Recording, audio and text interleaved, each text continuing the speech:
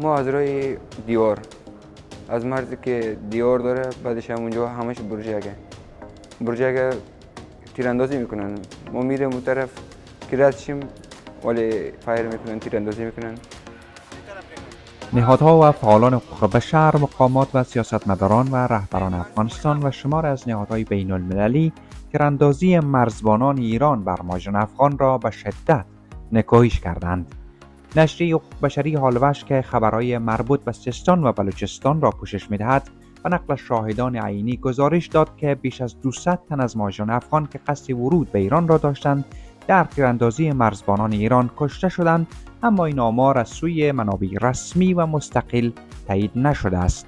این رویداد در منطقه مرزی بین پاکستان و ایران رخ داد، محلی که دسترسی رسانه‌ها به آن منطقه محدود است. به همین دلیل هیچ رسانه‌ای تاکنون به طور مستقل شمار قربانیان این رویداد را تایید کردن نتوانسته است. اما آنچه آشکار است این است که یک فاجعه به تمام معنا در منطقه سراوان آستان سیستان و بلوچستان رخ داده است. در ویدیوهایی که از این رویداد منتشر شده است، شمار افراد زخمی دیده می شود که بیشتر به زبان پشتو صحبت می کنند و یک از آنها با اشاره به پسر مامایش می گوید این کار را کردند که دیگر کسی جرأت نکند به ایران برود. این پسر مامایم است، 4 گلوله خورده. من خودمم زخمی هستم.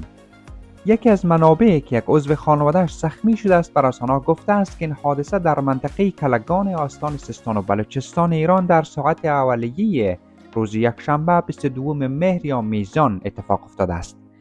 معین ارجمند، مدیر مسئول کمپین فعالان بلوچ، به BBC گفته است که این منطقه در مرز ایران و پاکستان به شدت میانگذاری شده است و شاهدان به او گفتند که این افراد که می‌خواستند نیمه شب از مرز عبور کنند با مین برخورد می‌کنند و مین‌ها منفجر شدند و بر اساس برخی گزارش‌های تایید نشده به دنبال آن نیروهای مرزی ایران اقدام به شلیک کردند. نصیر احمد اندیشه، سرپرست نمایندگی دائمی افغانستان در شورای حقوق بشر سازمان ملل متحد، در ژنو این رویداد را غیر انسانی توصیف کرده است.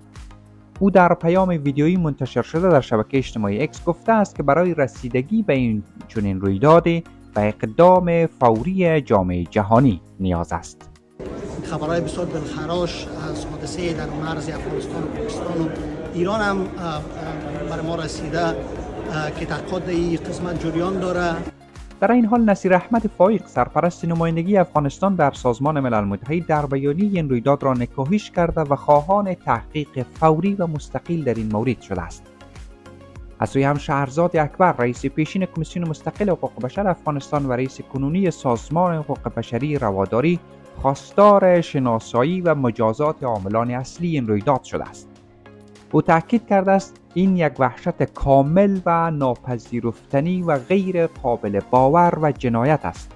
باید افراد دخیل، کسانی که تیراندازی کردند، باید محاکمه و مجازات شوند. مقامات ایران باید پاسخگو قرار داده شوند چه کسی که دستور این تیراندازی را داده و اینکه این اتفاق چگونه رخ داده است. زمان سلطانی، پژوهشگر جنوب آسیا در سازمان عفو بین الملل، نیز خواهان تحقیق در این مورد شده است. او در شبکه اجتماعی اکس نوشته است که عاملان این تیراندازی باید به عدالت کشانده شود. از سوی هم محمد حنیف اتمر، وزیر خارجه حکومت پیشین افغانستان، خواهان تحقیقات کامل و همه‌جانبه در پیوند به این رویداد و گفته‌اش تکان دهنده و دردناک شده است. فوزی کوفی، نماینده پیشین پارلمان افغانستان، با اشاره به این رویداد در شبکه اجتماعی اکس نوشته است مردم افغانستان در میان گزینه‌های دشوار قرار گرفتند. در این روزها حداقل همسایه‌های ما دلیل داغ‌های سوزان بیشتر نشوند.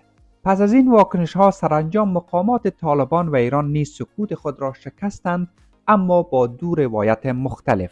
حسن کاظمی قومی، نماینده ویژه ایران برای افغانستان، در شبکه اجتماعی اکس نوشت که گزارش‌ها در مورد کشته شدن 10 مهاجر افغان در تیراندازی نیروهای ایرانی صحت ندارد.